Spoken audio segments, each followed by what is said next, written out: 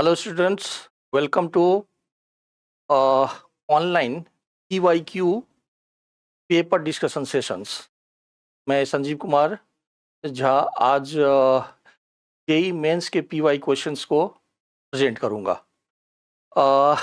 जैसा कि आप जानते हैं कि जेई मेंस का पेपर शिफ्ट वाइज होता है, तो हम लोग पेपर का डिस्कशन भी शिफ्ट वाइज करेंगे। लेकिन उससे पहले एक छोटा सा ये आपका 20 जनवरी का मॉर्निंग शिफ्ट का क्वेश्चंस है एंड हम देखते हैं कि पहला क्वेश्चंस ये कह रहा है कि an electron is made to enter systematically between two parallel and equally opposite charge metal plates each of 10 centimeter. The electron emerges out of the electric field with a horizontal component of velocity if the magnitude of the electric field between the 9.1 volt then the vertical component of velocity आपको निकालने के लिए find करने के लिए बोल रहा है। तो अगर देखें तो क्वेश्चंस में वो ये कहने की कोशिश कर रहा है, यहाँ पर सपोज करिए ये पैरेलल प्लेट्स है, ये पॉजिटिव है and let this is the negative, तो इस डायरेक्शंस में इलेक्ट्रिक फील्ड काम कर रहा है एंड यहाँ पर एक इलेक्ट्रॉन्स इंटर कर रहा है एंड इलेक्ट्रॉन्स पर नेगेटिव चार्ज है, इसीलिए इलेक्ट्रिक फील्ड के अपोजिट डायरेक्शंस में फोर्स लगेगा, तो वो इस डायरेक्शंस में डेविएट हो रही है। एंड यहाँ पर अगर देखें तो यहाँ पर हॉरिजॉन्टल कंपोनेंट ऑफ वेलोसिटी की वैल्यू वो दिया हुआ है। एक बार फिर से देख लीजिए कि हॉरिजॉन्टल कंपोनेंट ऑफ वेलोसिटी की वैल्यू कितनी है। यहाँ पर हॉरिजॉन्टल कंपोनेंट ऑफ वेलोसिटी की value 10 to the power 6 metre per second दिया हुआ है, तो मैं यहाँ पर ले लेता हूँ ये 10 to the power 6 मीटर पर सेकेंड्स की हॉरिजॉन्टल कंपोनेंट ऑफ वेलोसिटी दिया हुआ है एंड इसकी लेंथ 10 सेंटीमीटर दिया हुआ है एंड इलेक्ट्रिक फील्ड की वैल्यू 9.1 वोल्ट पर सेंटीमीटर दिया हुआ है, यानी कि that will becomes 910 volt per metre. And एक बार मास ऑफ द इलेक्ट्रॉन्स को भी जो गिवन डेटा है 9.1 इंटू 10⁻13 kg नॉर्मल जैसा होता है वैसा ही है। अब यहाँ पर देखिए कि हमें यहाँ पर इस डायरेक्शंस में जो वर्टिकल कंपोनेंट ऑफ वेलोसिटी है उसको फाइंड करने के लिए बोल रहा है। तो यहाँ पर अगर देखें तो हॉरिजॉन्टल डायरेक्शंस में कोई भी फोर्स नहीं लग रहा है, इसका मतलब हॉरिजॉन्टल डायरेक्शंस में जो वेलोसिटी रही होगी वो कांस्टेंट रही होगी। तो अगर हॉरिजॉन्टल कंपोनेंट ऑफ वेलोसिटी इस पॉइंट पर Vx इक्वल टू इतना है, इसका मतलब यहाँ पर भी horizontal component of velocity same रहा होगा। हॉरिजॉन्टल डायरेक्शंस में कोई भी फोर्स नहीं लग रहा है, इसका मतलब horizontal component of velocity will remain constant. इससे आप इलेक्ट्रॉन्स को यहाँ से यहाँ तक आने में कितना टाइम लगा ये निकाल सकते हैं। तो टाइम को आप लिख सकते हैं L/Vx एंड L की वैल्यू आपको 10 सेंटीमीटर दिया हुआ है, यानी कि 10 multiplied by 10 to the power -2 and यहाँ पर 10 to the power 6 है, तो एक कैंसिल हो गया, तो ये 10 to the power -7 सेकेंड आ गया, यानी कि इलेक्ट्रॉन्स को यहाँ से यहाँ तक आने में 10 to the power -7 सेकेंड लगता है। अब इतने टाइम में इस इलेक्ट्रिक फील्ड के कारण जो इलेक्ट्रॉन्स पर फोर्स लग रहा है इस डायरेक्शंस पर लग रहा है एंड उस फोर्स के कारण एक्सेलरेशन होगी, तो इतने टाइम में ये कितना वर्टिकल कंपोनेंट वेलोसिटी जनरेट किया होगा वो देखना है हमें।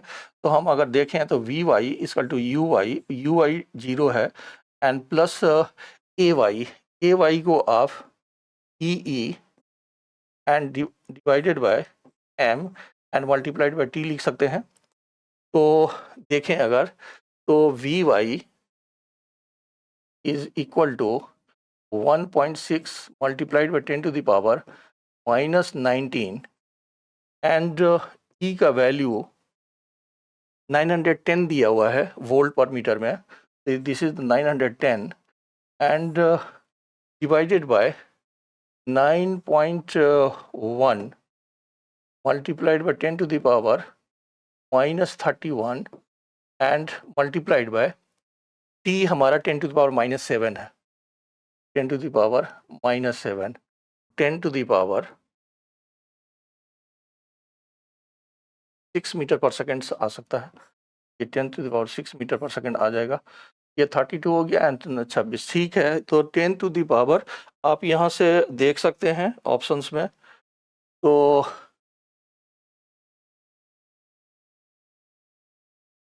ये 16 है, तो this is 16 multiplied by 10⁻6 metre per second. तो इसके बेसिस पर आपका फर्स्ट ऑप्शन करेक्ट हो सकता है। नेक्स्ट क्वेश्चन की चलिए नेक्स्ट क्वेश्चन की तरफ पढ़ते हैं। A uniform circular disk of radius r and mass m is rotating about an axis perpendicular to its plane and passing through its center. A small circular disk part of radius r by 2 is removed from the original disk as shown in the figure. Find the moment of inertia of the remaining part of the original disk about the given axis. ठीक है, यहाँ पर अगर देखें तो ये कह रहा है कि आपका एक डिस्क है, इसकी मास m है एंड इसकी रेडियस r है। इसमें से आप r/2 रेडियस का एक स्मॉल डिस्क को कट कर लिए हैं एंड ये अपने एक्सिस के अबाउट रोटेट कर रहा है। Let this is y। तो अगर देखें तो बड़े वाले का मास कैपिटल M है, तो ये वाली जो कैविटी है उसकी मास हो जाएगी πr²/4, तो उससे ये m/4 हो जाएगा। एंड इसमें करना क्या है, हम पूरे डिस्क की मोमेंट ऑफ इनर्शिया निकालेंगे एंड कैविटी की इसी एक्सिस के अबाउट मोमेंट ऑफ इनर्शिया निकालेंगे एंड उसको सब्सट्रैक्ट कर देंगे, तो रिमेनिंग मास की moment of inertia Y axis के अबाउट आ जाएगा। तो यहाँ पर अगर देखें तो I whole disc about the Y axis will be equal to mr²/2। अब अगर देखें यहाँ पर तो पहले आपको इस कैविटी के इस एक्सिस के अबाउट मोमेंट ऑफ इनर्शिया निकालना होगा, जो कि इसकी मास एंड इसकी रेडियस mr²/2 होगा। एंड फिर पैरेलल थ्योरम के बेसिस पर हमें इस एक्सिस के अबाउट निकालना पड़ेगा। तो अगर हम देखें तो moment of inertia of cavity about y-axis will be equal to m/4 and plus r/2 का whole square divided by 2. This is the mr²/2 and plus m/4 and into r/2 का whole square, यानी कि r²/4. So this is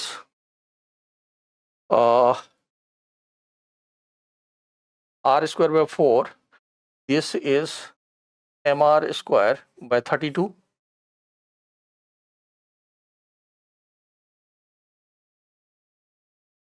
and plus mr²/16. So this is 32 and pmr².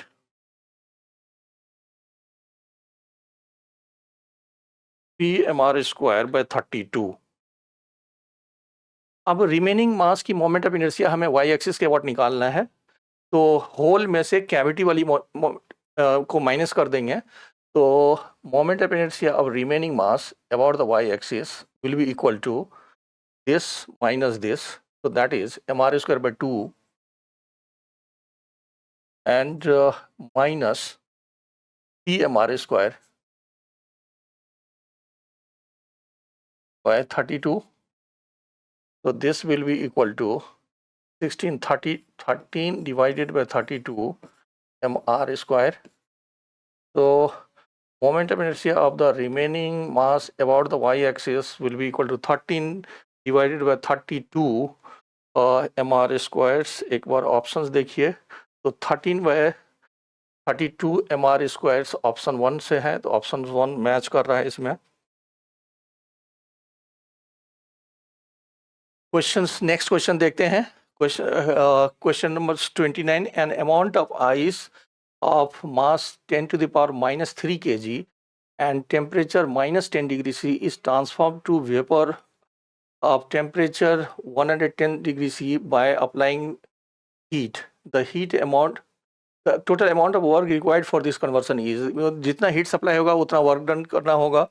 तो and specific heat of ice and specific heat of water, specific heat of steam, ये and latent heat वगैरह वगैरह given है. तो अगर देखें तो यहाँ पर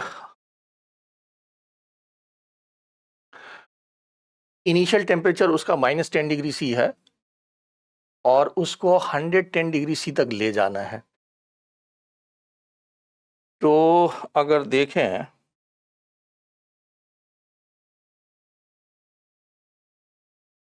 मान लीजिए कि इनिशियल टेम्परेचर -10 डिग्री सी है और पहले उसको हम 0 डिग्री सी तक ले जाएंगे और 10 डिग्री सी से 0 डिग्री सी तक ले जाने में सपोज करिए हीट हमारा Q1 लगा, तो हम Q1 को निकाल सकते हैं. Q1 will be equal to MC delta T. तो M specific heat of ice and multiplied by delta T. तो ये कितना हो गया? अब डेटा ले लीजिए. इसमें आपका मास देखिए कितना है. मास 10⁻³ kg है और आइस के लिए 2100 है. तो दिस विल बी 10⁻³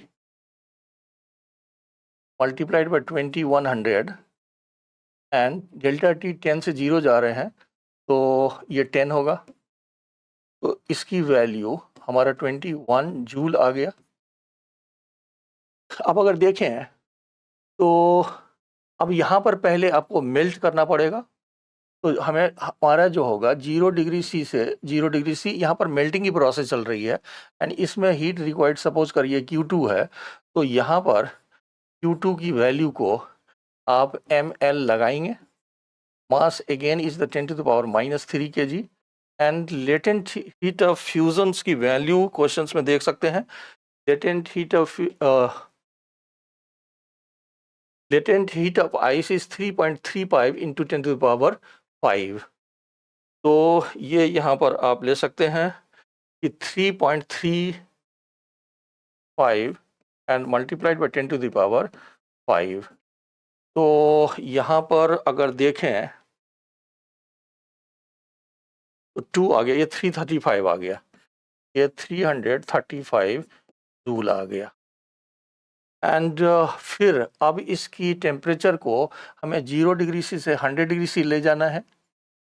तो यहाँ पर सपोज करिए हीट रिक्वायर्ड Q3 है. तो आप फिर से Q3 will be equal to M and specific heat of water and multiplied by delta T ऐसा लिखेंगे. तो M की वैल्यू कितना आ गया? 10⁻³ अगेन. एंड यहाँ पर स्पेसिफिक हीट ऑफ वाटर की वैल्यू क्वेश्चंस के हिसाब से देख लीजिए. तो specific heat of water is 4180. तो this is 4180 and multiplied by delta T आपका 0 से 100 जा रहे हैं, ये 100 हो जाएगा. एंड ये कितना आ गया? ये 30 तो कैंसिल ही हो गया आपका 418. ये 418 जूल बच गया ये. एंड फिर से अब इसको हमें स्टीम में कन्वर्ट करना पड़ेगा. तो यहाँ पर 100 डिग्री सी ही टेम्परेचर रहेगी. 100 डिग्री सी वाटर को 100 डिग्री सी स्टीम में कन्वर्ट कर रहे हैं एंड उसमें हीट रिक्वायर्ड Q4 है. तो आप अगर देखें तो Q4 का वैल्यू कितना हो जाएगा?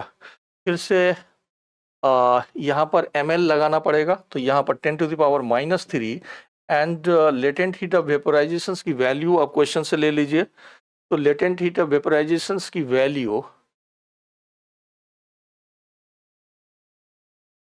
Latent heat of steam is 2.25 into 10⁶. तो यहाँ पर अगर देखें तो this is 2.25 and multiplied by 10⁶. तो ये कितना आ गया?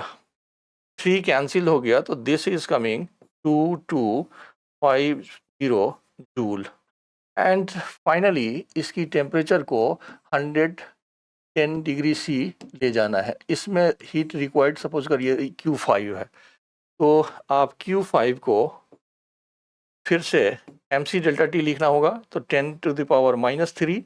अब स्टीम के लिए जो स्पेसिफिक हीट है उसकी वैल्यू देख लीजिए। स्टीम की specific heat of the water, specific heat of steam is 1980। तो ये हमारा हो गया इंटू 1980 या 1920, 1920 है, एंड मल्टीप्लाइड बाय 110 माइनस, तो यहाँ पर 10 लेना होगा, तो ये आ गया 19.2 joule. And total heat supply या टोटल वर्क डन के लिए जो Q होगा that will be equal to Q1 plus Q2 plus Q3। ये सिंपली आपको ऐड कर लेना है, that is equal to Q1 plus Q2 plus Q3 and plus Q4 and plus Q5। तो दैट इज, अगर देखें तो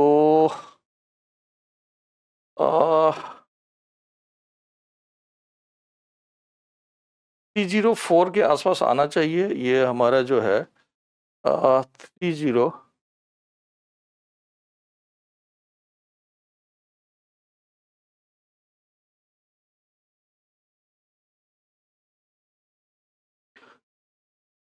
ये लगभग 3043.2 जूल आ रहा है। तो जो नियरेस्ट आंसर है, सॉरी, वो फोर्थ नंबर का जो ऑप्शन है ये मैच कर रहा है, तो fourth will be the correct answer है। नेक्स्ट देखिए, ये कह रहा है a line charge of length a/2 is kept at the center of the edge BC of the cube. This, as under the density of the linear charge density lambda coulomb per unit length दिया हुआ है, then the total electric flux through the faces of the cube will be, and यहाँ पर अगर देखें तो इसमें जो चार्ज आएगी उस चार्ज की वैल्यू निकाल लीजिए। चार्ज का वैल्यू हो जाएगा लेमडा एल, तो लेमडा a/2, ये टोटल चार्ज हो गया। अब अगर ये Q चार्ज क्यूब के इनसाइड होता तो गॉस लॉ से total flux is equal to 1/ε0 times the total charge enclosed. तो अगर ये चार्ज इसके अंदर होता तब हमारा क्लोज सरफेस के अंदर जो फ्लक्स होती वो Q/ε0 होता। लेकिन आप सिंपली ऐसे देख सकते हैं कि जैसे मान लीजिए ये एक हेमीस्फीयर है एंड इसके सेंटर पर अगर हम कोई चार्ज रख रहे हैं, यहाँ पर लाइन्स ऑफ फोर्स, तो अगर यहाँ पर पूरा हेमिस्फीयर हो तब उसको फ्लक्स Q/ε0 मिलेगा। तो यहाँ पर Q चार्ज अगर होगी तो इसको Q/2 ε0 मिलेगा। तो सिमिलरली अगर आप इस Q चार्ज को देखें तो इसकी जो लाइन्स ऑफ फोर्स होगी वो सभी डायरेक्शंस में निकल रही होगी। तो इसको क्लोज करने के लिए अगर आप इसके साइड में 3 और क्यूब रख दें, सिमेट्रिकली अगर 3 और क्यूब रख दें तो ये चार्ज पूरी की पूरी कवर हो जाती है। तो उसके बेसिस पर उस 4 क्यूब का flux of 4 cube will be equal to Q/ε0. So that will be equal to lambda a/2 ε0। लेकिन हमें फ्लक्स ऑफ दिस क्यूब बताना है, तो इसका मतलब flux of 1 cube will be equal to 1/4, क्योंकि ये 4 क्यूब का इतना फ्लक्स है तो एक क्यूब का फ्लक्स जो होगा दैट इज डिवाइडेड 4, तो ये लेमडा ए डिवाइडेड बाय 8 ε0 हो जाएगा। तो ऑप्शन 2 यहाँ पर हमारा करेक्ट हो जाएगा। आगे बढ़ते हैं।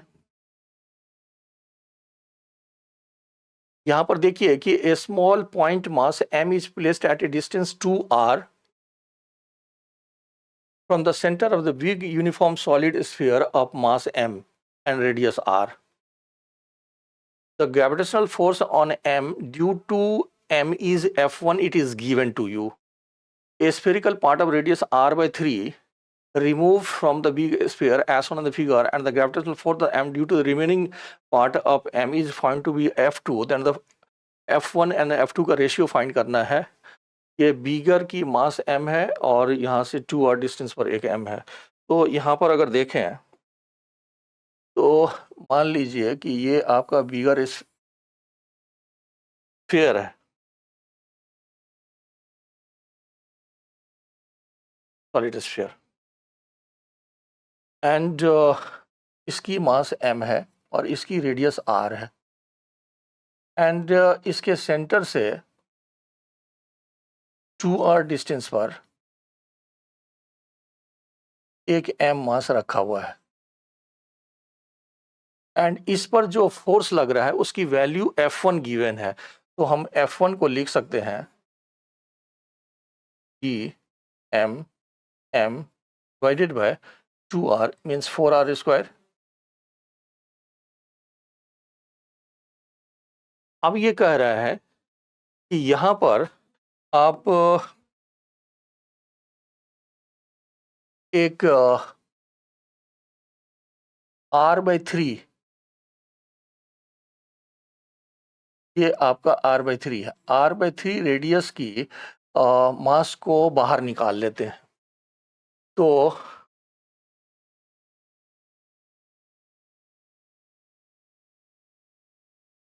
निकालने के बाद जो रिमेनिंग मास है उसके कारण फोर्स अगर F2 लग रहा हो तो F1 एंड F2 का रेशियो कितना होगा. तो इसमें देखें अगर तो मास ऑफ द कैविटी निकाल लीजिए.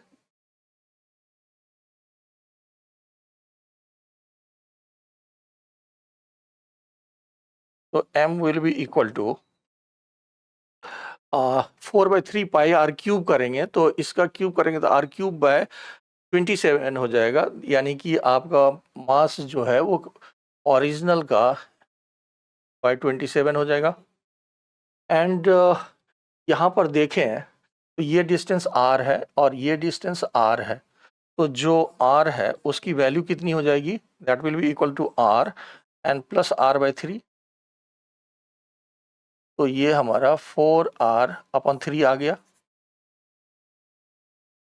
अब फोर्स ड्यू टू कैविटी अगर निकालें या इसको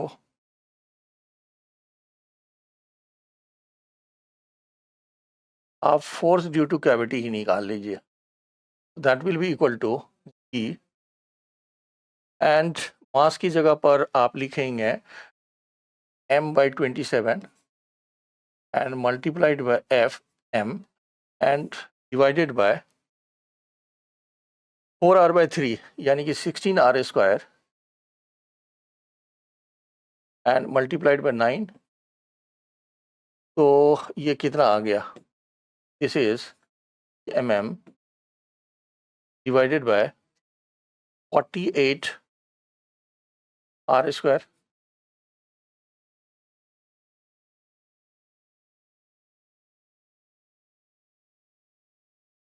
एंड जो क्वेश्चंस में कह रहा है कि जो F2 होगा वो होल में से F1 माइनस FC होगा, F1 माइनस FC होगा. कैविटी को वाली जो फोर्स है उसको हटा लेंगे तो इसका मतलब हमारा बचेगा कितना, ये F1 है तो दैट इज GMM अपन उसमें आप GMM बाय r स्क्वायर बाहर निकाल लो. तो ये कितना होगा 1/4 एंड माइनस 1/48. तो यहाँ पर अगर 48 ले लें तो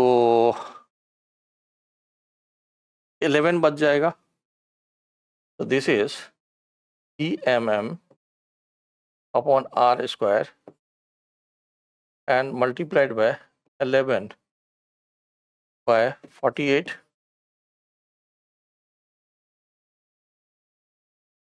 अब आपको क्वेश्चंस में क्या कह रहे हैं, हमें F1 एंड F2 का रेशियो निकालना है। तो यहाँ से F1 अपॉन F2 का रेशियो कितना आ जाएगा? 1/4। तो ये हो जाएगा 1/4 एंड मल्टीप्लाइड बाय 11 इंटू 48। तो दिस इज कमिंग 12/11। तो आंसर 12/11 आना चाहिए। अगर देखें तो 12/11 इज द फर्स्ट ऑप्शन, इसका मतलब ये ऑप्शन हमारा करेक्ट है। नेक्स्ट यहाँ पर देखिए, ये कह रहा है नेक्स्ट क्वेश्चंस में कि a bob of mass m is suspended from the point O by a light string of length L and left to perform vertical motion as shown in the figure, initially by applying horizontal velocity v naught at point A, and string becomes slacks at point D. The ratio of the kinetic energy of the bob at the point of B and C. B point initial position से 60 degree ahead है and C point vertical से 60 degree पहले है। तो आपको B points पर and C points पर kinetic energy निकालने के लिए बोल रहा है। सॉरी, यहाँ पर अगर देखें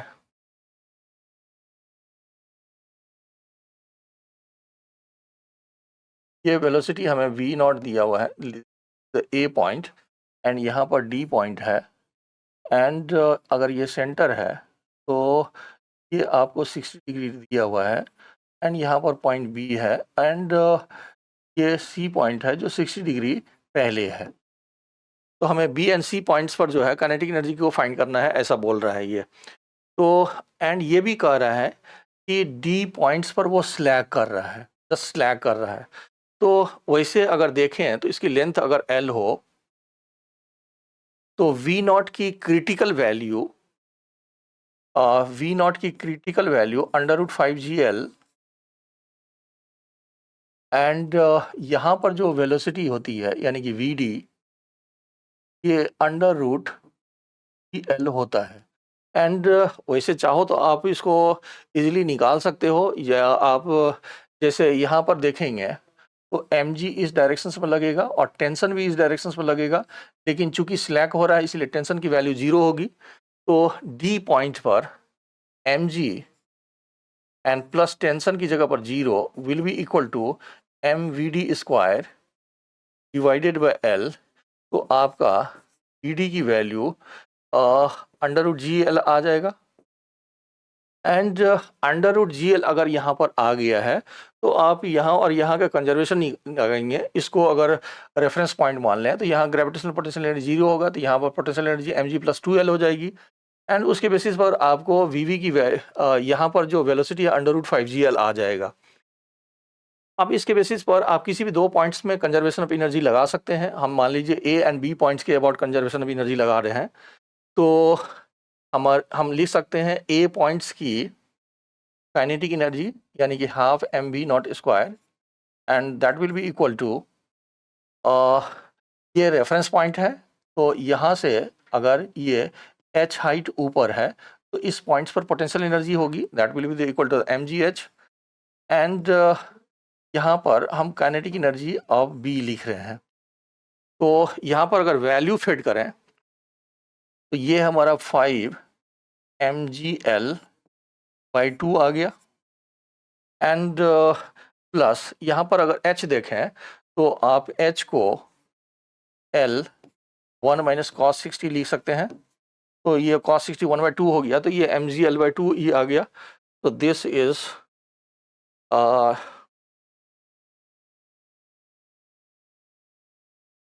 the mgL/2 equal to mg and h का वैल्यू L/2 आ गया। So this is the L/2 and plus kinetic energy at the B point. And यहाँ पर अगर देखें तो kinetic energy at B is equal to this minus this, उसके basis पर आपका ये 2 mgL आ जाएगा। एंड सिमिलरली आपने kinetic energy at the B point निकाल लिया है। एंड सिमिलरली आप कंजर्वेशन के बेसिस पर अगर देखें तो आप सी पॉइंट्स के भी निकाल सकते हैं। मैं ए एंड सी को ही यूज़ कर रहा हूँ। तो यहाँ पर देखें तो ये फिर से L/2 आ जाएगा। तो यहाँ पर जो पोटेंशियल एनर्जी होगी that will B mgl plus mgl/2, तो 3 mgl/2। तो आप फिर से वही कर सकते हैं कि kinetic energy at A, so that is the half m v naught square and equal to mg L plus L/2 and plus kinetic energy at the C point, तो ये 5 mgl/2 हो गया and this is 3 mgl/2।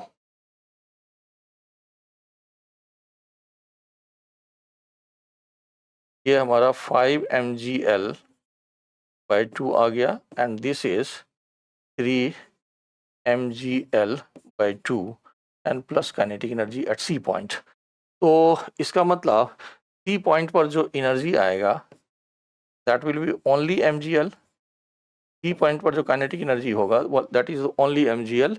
And हमें questions में देखें अगर तो आपको the ratio of the kinetic energy of the bob at the points B and C हमें फाइंड करने के लिए बोल रहा है। तो B एंड C को फाइंड करेंगे तो that is equal to 2:1 and options अगर देखें तो ऑप्शंस में 2 है। So this 3 will be the correct answers. And next question देखें। A closed organ pipe and open organ pipe are filled by two different gases having same bulk modulus but different density. The frequency of the ninth harmonic of the closed tube is identical with the fourth harmonic of open tube if the length of the closed tube is 10 centimeter and the density ratio of the gases ρ1 and ρ2 is 1/6, then find the length of the open tube। अब अगर यहाँ पर देखें तो मान लीजिए कि ये क्लोज्ड ऑर्गन पाइप है एंड इसकी लेंथ L1 है और वो L1 की वैल्यू क्वेश्चंस में 10 सेंटीमीटर गिवन है। एंड ओपन ऑर्गन पाइप की लेंथ हमें नहीं पता है एंड इसकी लेंथ को हमें फाइंड करने के लिए बोल रहा है क्वेश्चंस में। एंड हमें ये भी कह रहा है कि ninth harmonic of the closed tube is identical with the fourth harmonic of the open tube। And अगर आप देखें तो आप वेलोसिटी के लिए बल्क मॉडुलस अपॉन डेंसिटी का रेशियो लगा सकते हो। तो यहाँ पर अगर देखें तो इसके लिए जो फ्रीक्वेंसी का जनरल फार्मूला लगाते हैं हम तो 2n-1 divided by 4L1 and multiplied bye V and V की जगह पर हम B बाय रो लिखेंगे एंड रो इसके लिए जो डेंसिटी है दैट इज ρ1 एंड इसके लिए जो डेंसिटी है वो ρ2 है, ऐसा क्वेश्चन में दिया हुआ है। अब इसकी बोल रहा है नाइन्थ हार्मोनिक, तो इसकी नाइन्थ हार्मोनिक में के लिए आप यहाँ पर 5 सेट करेंगे तो दैट इज द 5 × 2 × -1 तो 9। तो इसकी ninth harmonic will be equal to 9/4L1 and multiplied by E upon ρ1 का अंडर रूट। एंड यहाँ पर देखें तो जनरल जो फार्मूला लिखते हैं that is the n/2L and multiplied bye V। तो इसकी फोर्थ हार्मोनिक बोल रहा है क्वेश्चंस में, तो this is equal to the fourth harmonic of the open tube. तो ये हो गया 4/2L2 and multiplied by B upon ρ2 का अंडर रूट। और हमें L2 की वैल्यू को फाइंड करने के लिए बोल रहा है ये।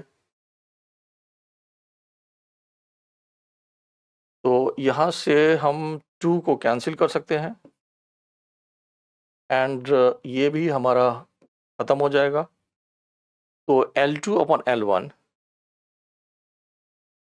that tends to L2 upon L1 will be equal to यहाँ से 4 into 2 8 हो गया, तो 8 by 9 and into row 1 upon रो 2 का under root.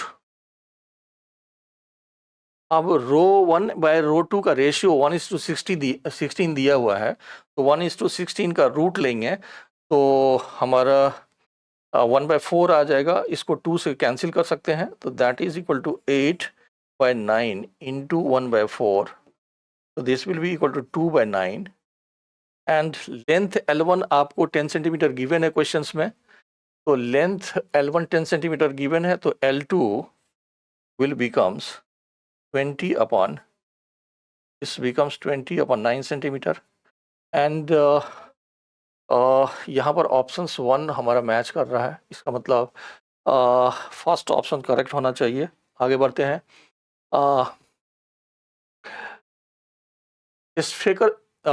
Two spherical body of same materials having radi 0.2 and 0.8 meter are placed in same atmosphere.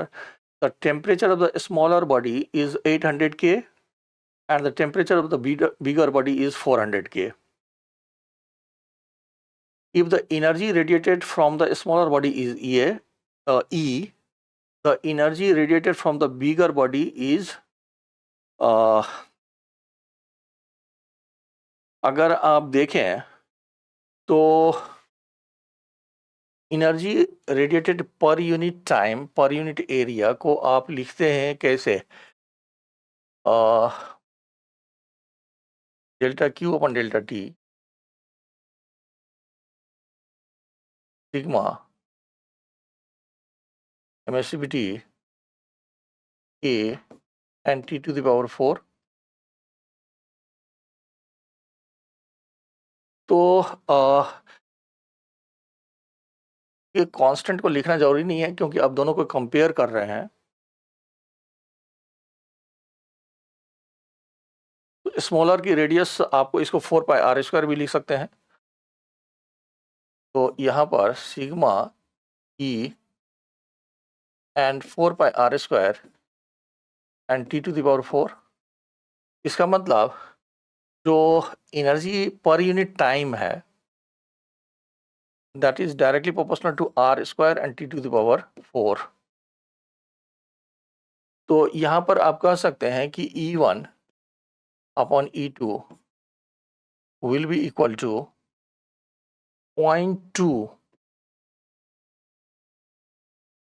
का square and उसकी temperature कितना है 800 K है, तो 800 to the power 4 एंड दूसरे का रेडियस है 0.8 मीटर, तो this will be equal to 0.8 का होल स्क्वायर एंड ये हो जाएगा 400 टू द पावर 4।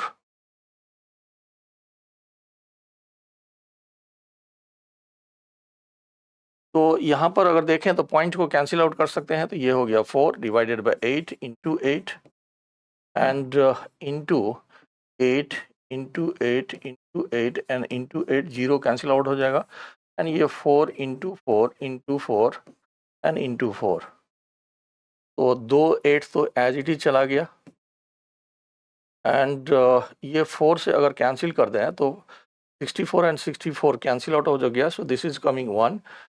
इसका मतलब E2 की वैल्यू भी E1 यानी कि E के बराबर हो जाएगा। तो energy radiated from the bigger body is also E, यानी कि third option. Next, which of the following circuits represents the forward bias?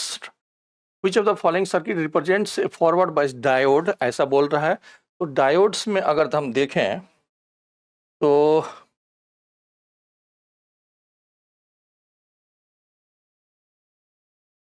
ये हमारा पी टाइप होता है और ये एन टाइप होता है इस साइड। तो इधर अगर हायर पोटेंशियल है, इधर लोअर पोटेंशियल है, तो that will be in the forward बाइस एंड रिवर्स है तो रिवर्स बाइस। तो फर्स्ट में अगर देखें तो ये -10 है, ये 0 है, इसका मतलब इसकी पोटेंशियल लोअर है, तो ये फॉरवर्ड बायस में नहीं है। दूसरे फिगर में देखें अगर, तो ये माइनस है, ये -15 है, तो इसका मतलब ये हायर पोटेंशियल पर है, इसका मतलब बी हमारा फॉरवर्ड बायस में हो सकता है। यहाँ पर +4 वोल्ट एंड +2 वोल्ट, तो दिस इज एट हायर, तो यानी कि सी हायर पर है। एंड यहाँ पर देखें तो ये इस साइड पी आपका इस साइड है, तो -10 वोल्ट एंड -5 वोल्ट, तो ये लोअर पोटेंशियल पर है, इसका मतलब ये नहीं होगा। एंड ये 0 है, ये 2 है, तो ई पॉइंट हो सकता है, इसका मतलब आपका बी सी ई ऑप्शंस होना चाहिए, तो बी सी ओनली एंड 2, तो ये हमारा सही है। ये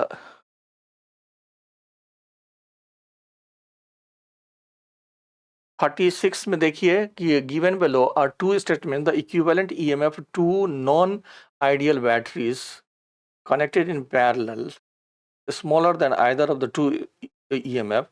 The equivalent internal resistance of the two non-ideal battery connected in parallel is smaller than the internal resistance of internal resistance. Equivalent internal resistance, तो ये स्टेटमेंट 2 तो करेक्ट लग रहा है, आप स्टेटमेंट 1 को एक बार चेक कर लो।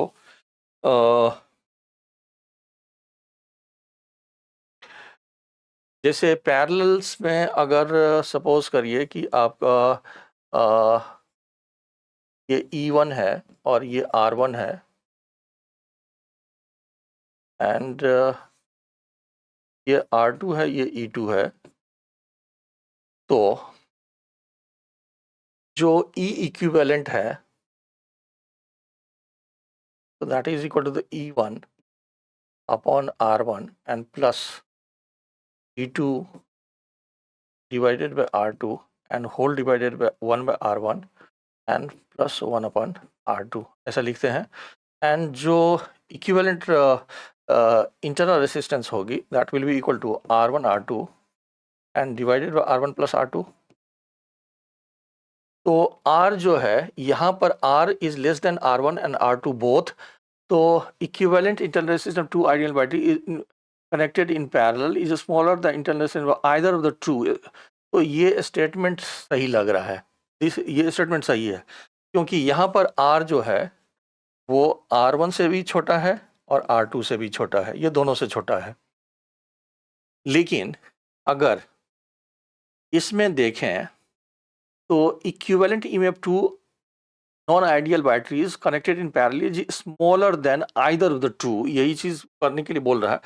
एंड यहाँ पर देखें अगर E1 एंड E2 को इक्वल ले लें, अगर E1 एंड E2 को इक्वल ले लें तो E को बाहर निकाल लेंगे, तो 1 by R1 plus 1 by R2 and 1 by, तो ये कैंसिल आउट हो जाएगा, तो E बच जाएगा, इसका मतलब इक्वल भी हो सकता है। प्लस यहाँ पर आप इसकी पोलैरिटी को भी चेंज कर सकते हैं, जैसे अगर मान लीजिए कि पोलैरिटी इस साइड हो एंड निगेटिव इस साइड हो, तो उस केसेस में यहाँ पर निगेटिव आ जाएगा, तो इक्विवेलेंट माइट भी छोटा हो जाए। तो इसका मतलब the equivalent EMF two non ideal batteries connected parallel smaller than either of the two EMF, ये ऑलवेज नहीं होगा। इसका मतलब हमें स्टेटमेंट 1 को करेक्ट नहीं मानना चाहिए, क्योंकि अगर EMF इक्वल है तो वो इक्विवेलेंट भी E के बराबर हो रहा है, एंड अपोजिट पोलैरिटी से है तो वो छोटा भी हो रहा है। तो both statement 1 and statement 2 are false, both statement 1 is true.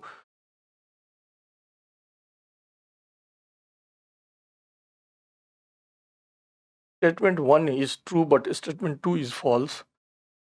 Both statement 1 and statement 2 are true. Statement 1 is false and statement 2 is true, तो फोर्थ ऑप्शन हो जाएगा।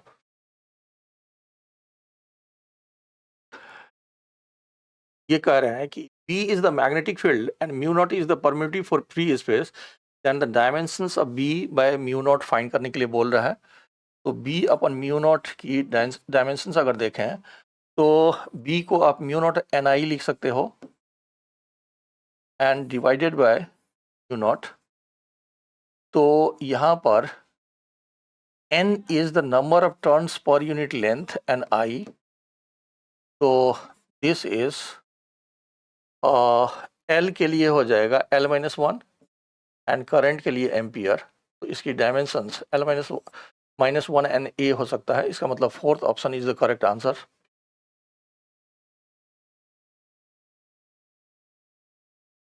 नेक्स्ट क्वेश्चन देखते हैं, ये करंट इलेक्ट्रिसिटी से रिलेटेड है, आपको सर्किट डायग्राम दिया हुआ है एंड ये जो पॉइंट्स है वो इसके मिड में है, 1 ओम की रेसिस्टेंस टोटल है इसकी, तो मिड्स में कनेक्टेड होगा तो हाफ इधर आ जाएगा। An external resistance of 2 ohm is connected via the sliding contact, the electric current in the circuit is, तो यहाँ पर अगर देखें तो इस ये आपका 0.9 वोल्ट की है और यहाँ पर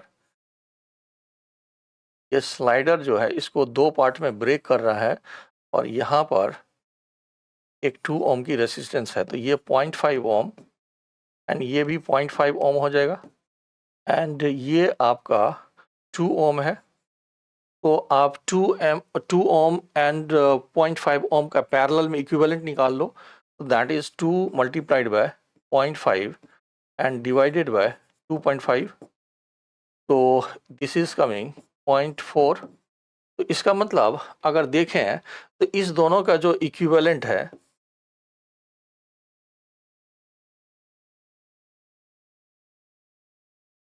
सर्किट आपका ऐसा बन जाएगा, ये आपका 0.4 ओम हो गया, ये 0.5 ओम हो गया एंड यहाँ पर 0.9 वोल्ट की बैटरी है, तो यहाँ पर जो करंट होगा इस दोनों का इक्विवेलेंट सीरीज में 0.9 हो जाएगा।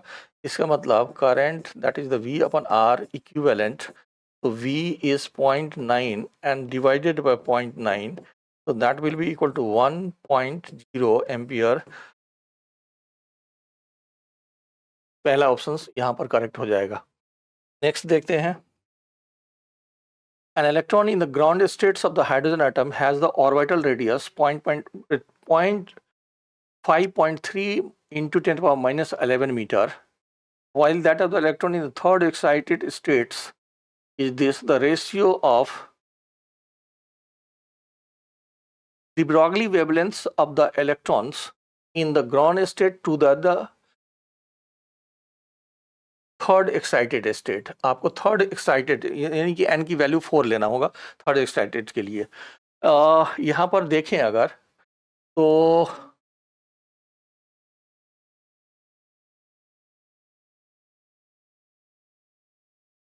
अगर आप 2 pi r n equal to n lambda लिख सकते हैं, का मतलब जैसे अगर ऐसे देखें तो यहाँ पर एक वेवलेंथ है, उसी तरह से ये दूसरा वेवलेंथ है एंड सो ऑन, इस तरह से ले सकते हैं आप। एंड यहाँ पर अगर देखें तो 2 पाई एंड आर एन को रेडियस इन nth ऑर्बिट को आप Bohr radius and n square by z लिख सकते हैं, तो that will be equal to n lambda and n को कैंसिल कर सकते हैं आप। तो ये हमने जनरल एक फार्मूला निकाल दिया, that is the 2 pi are naught n upon z n equal to lambda, ये वेवलेंथ के लिए हमने। अब the ratio of the de Broglie wavelength of the electron in the ground state to that of the excited states, तो अगर हम ground के लिए लिखें तो n का वैल्यू हम 1 लेंगे एंड हाइड्रोजन एटम है तो z का वैल्यू 1 लेंगे, तो आपका 2 pi are naught equal to lambda in the ground states.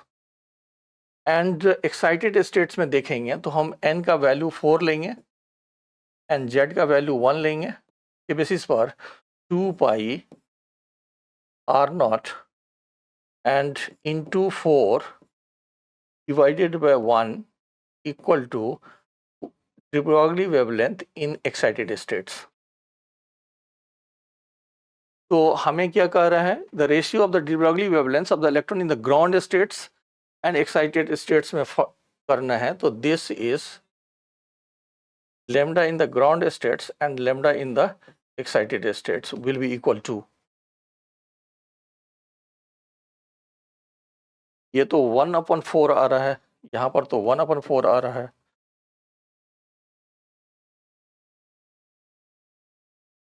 The ratio of the de Broglie wavelength of the electron in the ground state, इसको एक्चुअल में रिवर्स लिखना चाहिए, इसको excited states to ground states की ratio पूछना चाहिए, तो ये एरर है इसका। अगर excited states to ground state पूछता तब हमारा 4 ऑप्शन के बारे में हम सोच सकते थे, लेकिन अगर ग्राउंड स्टेट से अगर एक्साइटेड स्टेट पूछ रहा है तो आपके पास 1/4 आंसर आएगा, दूसरा कोई ऑप्शंस नहीं है। नेक्स्ट ये कह रहा है कि if young double slit experiment is performed in an optically denser medium than air, then the consecutive fringes come closer. तो अगर देखें तो fringe width in air is equal to lambda d by d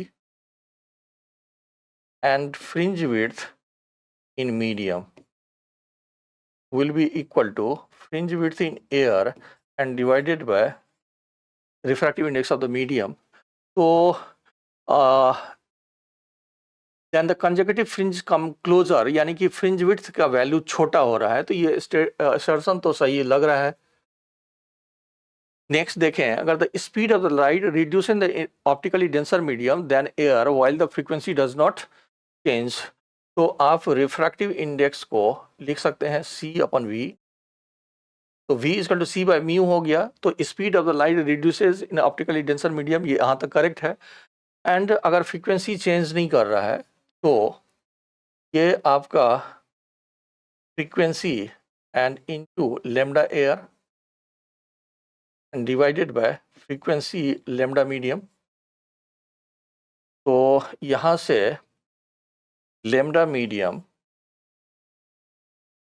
is equal to lambda air divided by mu, ऐसा हो सकता है। तो speed of the light reduced in optically denser medium than air, तो ये करेक्ट है। And इसको आप चूंकि स्पीड रिड्यूस कर रहा है, इसका मतलब वेवलेंथ भी रिड्यूस करेगी, क्योंकि आपको फ्रीक्वेंसी को सेम रखना है। तो स्पीड, इसका मतलब ऊपर वाले का जो एक्सप्लेनेशंस है उसको आप करेक्ट मान सकते हो। तो both A and R are true and R is the correct explanation of the A, आप 1 मान सकते हो इसको। 41, the work function of cesium and lithium metals are 1.9 electron volt and 2.5 electron volt respectively, and if we incident a light of wavelength 550 nanometer on these two metal surfaces, then photoelectric effect is possible for the case of। अब in general अगर देखें, अगर यहाँ पर हम light को fall करा रहे हैं एंड ये Hc/λ है लेट इंसिडेंट लाइट की, एंड इसकी वर्क फंक्शन अगर फाई है, तो अगर इंसिडेंट लाइट की एनर्जी ग्रेटर होगा वर्क फंक्शन से या जस्ट इक्वल होगा, उस केसेस में इजेक्शंस होगी। If energy of incident light is greater than work functions, then electrons eject। अब इस केसेस में आप पहले दोनों के लिए जो लाइट फॉल किया है उसकी वेवलेंथ 550 नैनोमीटर है, तो आप एनर्जी ऑफ इंसिडेंट लाइट निकाल लो, एनर्जी ऑफ इंसिडेंट लाइट, तो that will be equal to Hc/λ, and इसको हम 1240 इलेक्ट्रॉन वोल्ट नैनोमीटर ले रहे हैं, एंड दैट इज 5550 नैनोमीटर। तो ये अगर हम कैंसिल कर दें तो मान लो ये 2.1 इलेक्ट्रॉन वोल्ट। इंसिडेंट लाइट की एनर्जी 2.1 इलेक्ट्रॉन वोल्ट है और इंसिडेंट लाइट की एनर्जी वर्क फंक्शन से ज़्यादा होगा तो इलेक्ट्रॉन्स की इजेक्शन होगी। तो सीजियम के लिए जो वर्क फंक्शन है वो 1.9 इलेक्ट्रॉन वोल्ट है। तो इंसिडेंट लाइट की एनर्जी सीजियम के वर्क फंक्शन से ज़्यादा है, इसका मतलब इसके लिए इजेक्शंस होगी। लेकिन लिथियम के लिए 2.5 इलेक्ट्रॉन वोल्ट है जो कि इंसिडेंट लाइट से ज़्यादा है। इसका मतलब work function of the lithium is greater than energy of incident light। तो इसके लिए कोई इजेक्शंस नहीं होगा। इसका मतलब इजेक्शंस ओनली सीजियम की होगी, यानी कि फोर्थ ऑप्शन हमारा करेक्ट हो सकता है। ओनली सीजियम होना चाहिए इस केसेस में।